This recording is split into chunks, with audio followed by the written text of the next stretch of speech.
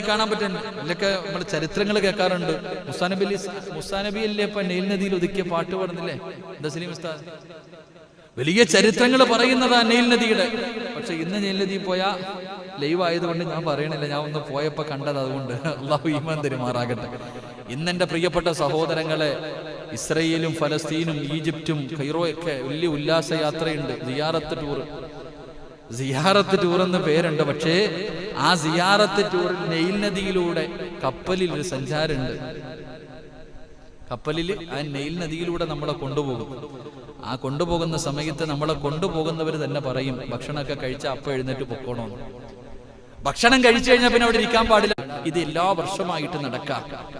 അവസാനം ഇസ്ലാമിന്റെ കീഴിലേക്ക് അത് കടന്നു വന്നു. അംർ ഇബ്നു ആസ് റളിയല്ലാഹു തആല അൻഹു നോക്കുമ്പോ വെള്ളമൊക്കെ ഇങ്ങനെ നിറഞ്ഞു കവിഞ്ഞു പോകാം. എല്ലാവരും ഈ കാര്യങ്ങൾ പറഞ്ഞു.